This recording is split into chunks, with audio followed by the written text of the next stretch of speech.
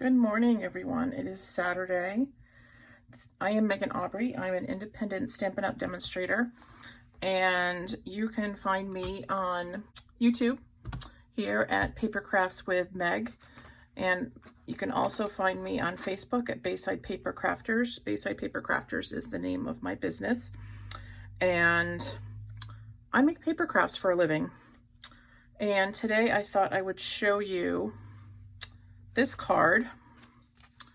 This is the card that I have made using some product from the new upcoming Stampin' Up 2020 to 2021 annual catalog. As you can see, I've tapped it and I've done all that stuff, and I can't show you what's inside until next week, but I can show you what we're going to be using. So this is the card that I have made, and it's from the Ornate Garden Suite. Here is a sample of the designer series paper, and this paper is beautiful. It's got the pinks and the greens. Some of these pages have the foil. You can actually color these flowers in using our Stampin' Blends. And then these are the coordinating colors of cardstock that go with the suite. Now today, I'm actually going to be using this piece of designer series paper, and I've actually paired it with the Rococo Rose, which isn't exactly, it's not a coordinating color, but I think goes perfectly. And I love it. The Rococo Rose is an in color that came out last year, and it will be around until 2021. So the first thing, I'll move this out of the way. Our cardstock, most of our cardstock comes in pages of cardstock that are 8.5 by 11. And I simply take the piece of cardstock and I trim it down. So then I have two pieces that equal 5.5 by 8.5. And then I will turn the paper and I will score at 4.25 to give it right down the middle, just like that.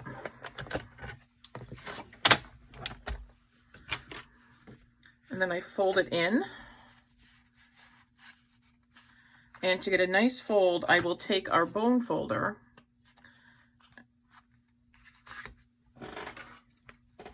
and I will rub it along the edge. They call this burnishing, and it makes the fold nice and crisp. So the fold is really a nice fold, and it's very sturdy.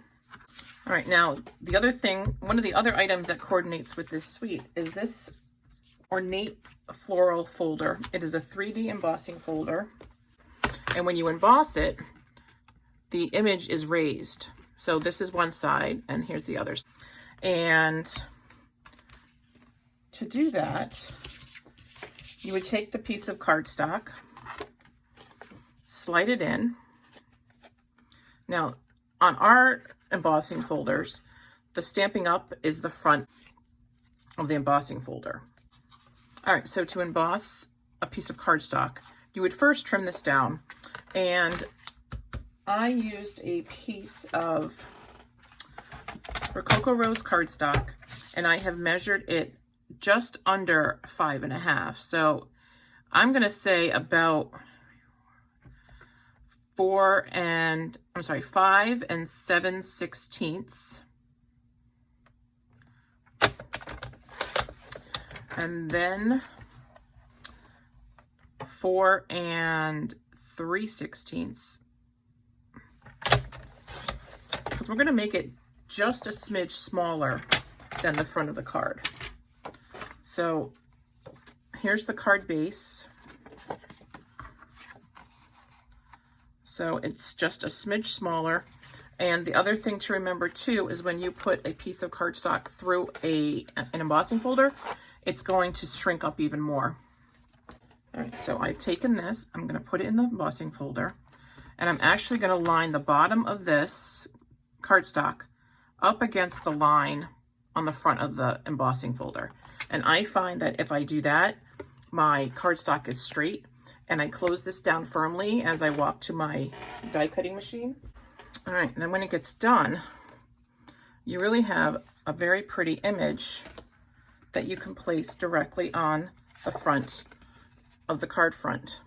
And it is hard to see through the camera, but there is a very slight border. And I actually like smaller frames and smaller borders on my cards.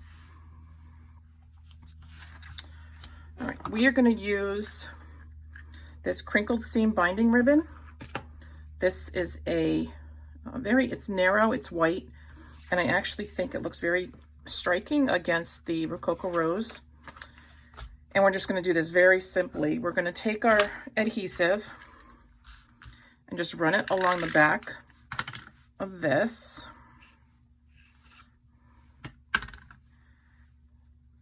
And then I'm just going to lay it down and press it. And it's going to go around the front of the card front and just bring it to the back. So I have 3 pairs of paper snips, and I'm sure I go overboard, but I have one that is strictly ribbon. And I store these separately in the holder that they come in from Stampin' Up. And the reason I do that is because I use one pair of scissors to cut up adhesive, specifically the dimensionals. I have another pair of snips that is just for paper and cardstock. And I have this one marked with some ribbon here, just so when they're all on the table, I know kind of which ones they are. And I also know my adhesive ones because there's a little bit of adhesive on the blade. I use specific paper snips just for ribbon because I want a nice even cut when I am cutting my ribbon. There are some things that I don't get so antsy about, but having a ribbon that is not exactly even kind of bugs me. So I like to make sure that that looks good. And this one's a little bit. I gotta fix this ribbon because it's crooked.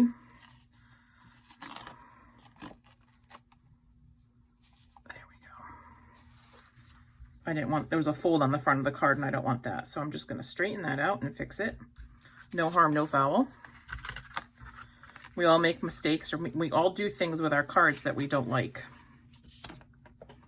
All right, so then the other thing I'm gonna do is I'm gonna turn this over and I'm gonna place some dimensionals on the back of the card. And I will take them off using my Take Your Pick tool. I tend to go overboard with the dimensionals, those of you who watch me know, because I like to have a nice even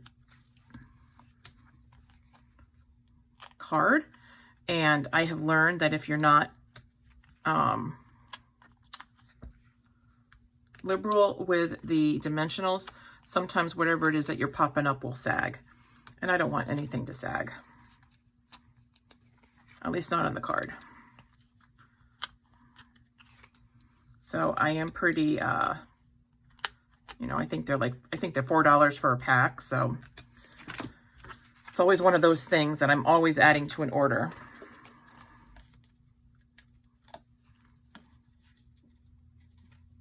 And you take these off, fold that.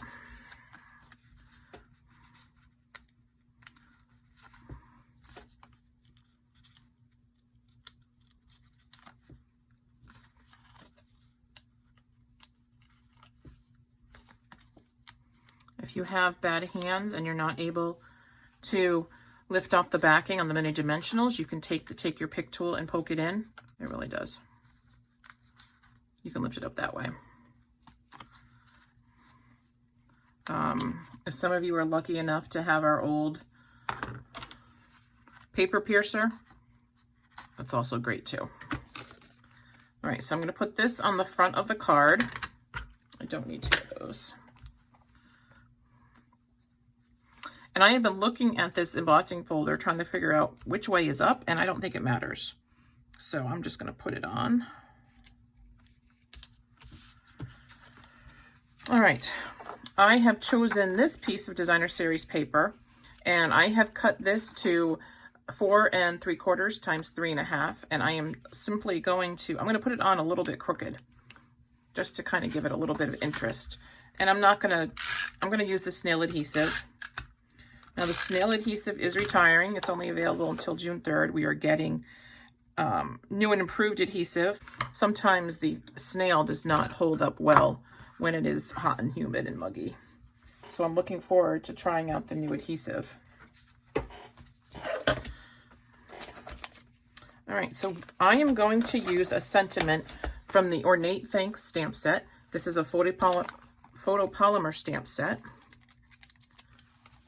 And it actually comes in a bundle with the ornate borders. And these are really pretty. I'm going to stamp the thank you in Old Olive. And I'm going to stamp it on a piece of Whisper White scrap. So here's my scrap.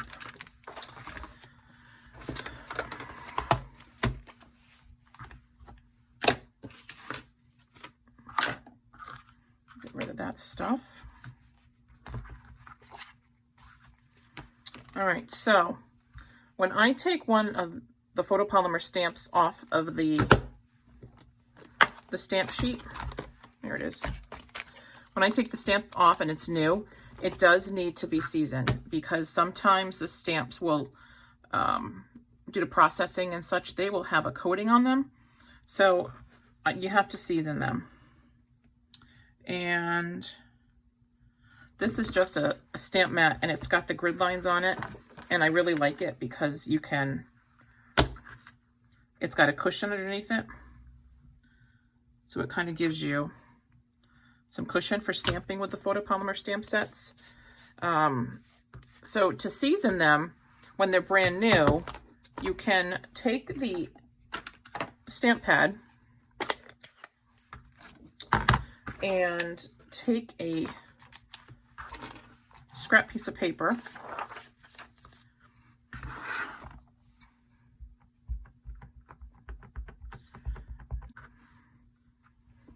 and I just want to make sure this is straight. This stamp is actually already seasoned and it looks good. Sometimes when you stamp them at first, you don't get a crisp image, and that's why we want you to season them because of that layer of, I don't know, whatever they use on them during manufacturing.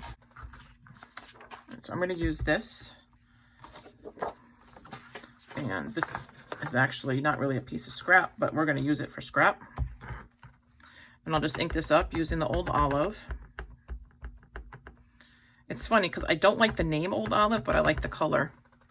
And I'm not sure what name they would call it anyway, but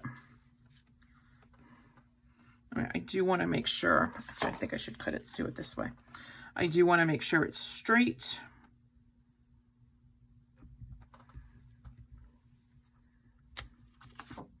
All right, that's good. I will close this up so I do not put an errant finger in there. And this, I'm going to use this border to cut this out. And this is from the Ornate Style Bundle. We have the ornate layers. And this is also part of the suite. Some beautiful flowers. This would be great for coloring in with blends. Any of these would be actually. Let me just show you. So these are some of the border dies. And you can actually fit them inside each other.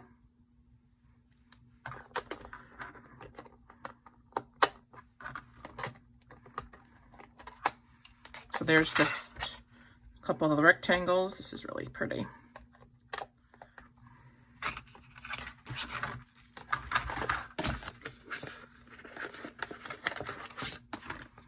And then this one is pretty. So I'll put these back.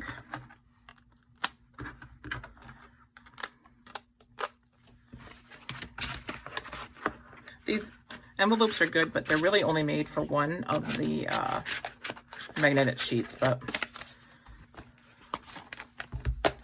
all right, so I am going to take a piece of, this is actually Post-it. This is a Post-it, it's removable tape from Post-it. And I use it to adhere my, whatever it is I'm die cutting, to my cardstock, so it gets to be a nice little I know it's not going to move, is what I'm trying to say. It's strong.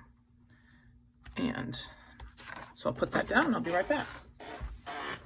I save these because they are reusable. Now this die comes off very nicely, as you just saw.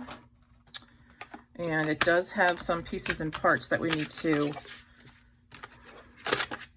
punch out.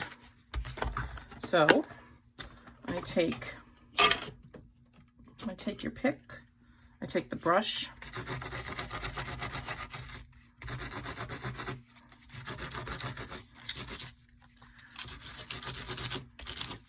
and it does come with a, when you get this brush, it does come with, it's a piece of foam. Probably better to use that.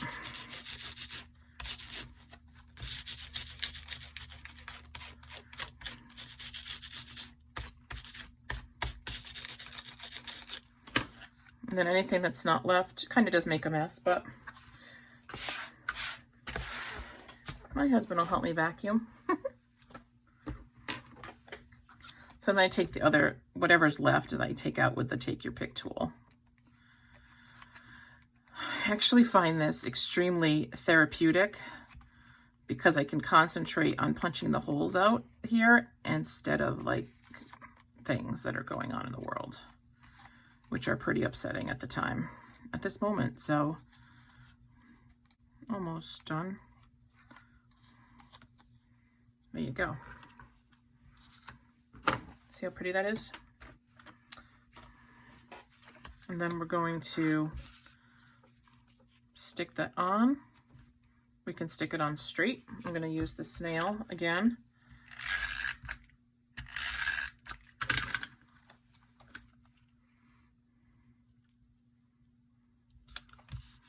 Okay. Now the other thing I want to do, let's see, for the front of the card, let's do, where are we? I am going to use the small bloom punch. This punch was actually in Celebration, and it is carrying over. So I actually think that's pretty cool. And I'm just going to simply punch it out. And to use the punch, I find that by turning over the punch so I can see exactly the area in the window, and then I just punch it out. And I'm going to take the petals and push them up to kind of give it a little bit of dimension. And then I love these. These are our Gilded Gems. The Ornate Garden Suite is available now, even though it's in the upcoming catalog. So I'm just going to put that there for a minute. And I always like to decorate the inside of my cards. So I have a piece of Whisper White, and I have cut it down to 5 7/16 by 4 3/16. But before I adhere it, I'm going to do something on the inside. And I wanted to show you guys a new technique today. So this is the stamp we're going to put on the inside just to give it a little bit of interest. And I really like this stamp. And there's a couple different ways that we can color this stamp to give us the different colors on the stamp when you ink it. So one way we can do it is by using our Stampin' Write markers. So I'll show you how to do that. You use the brush tip, and then you take it and you just rub it on the part of the stamp that you want that color.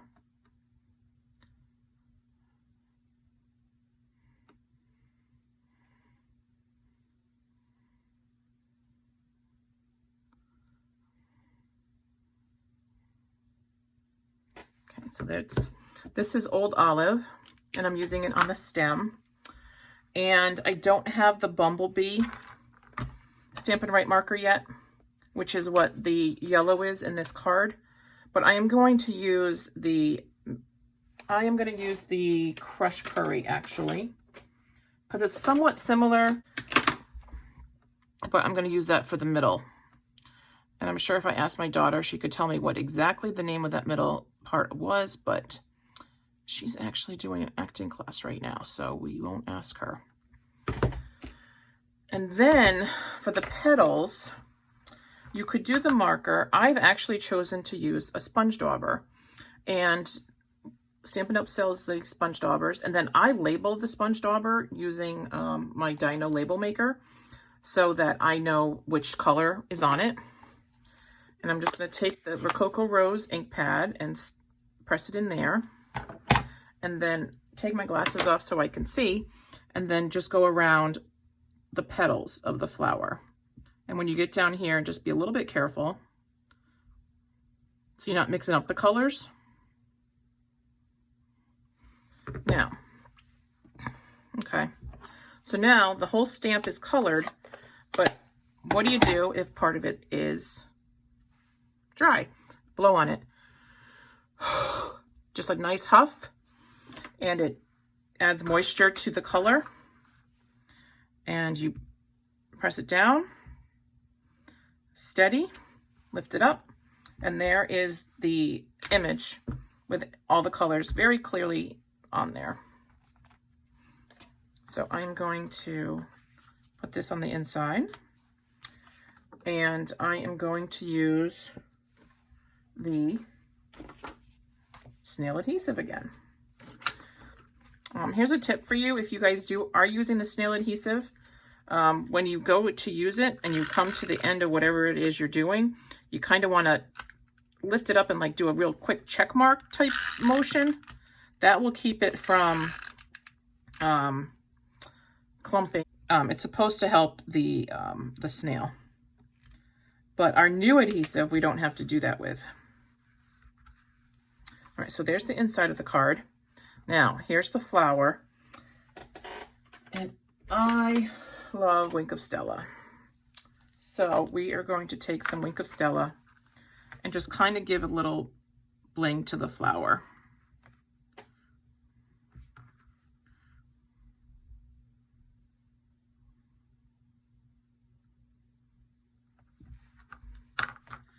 Make sure it's nice and even.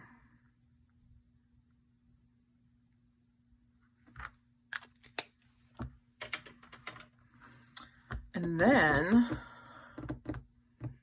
I need a glue dot.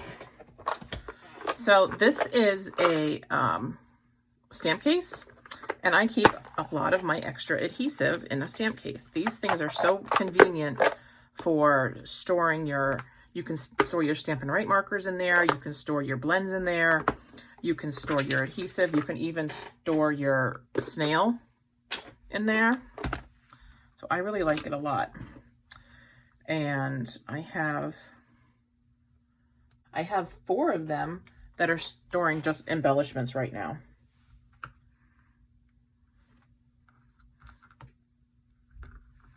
It's gonna put a glue dot on there.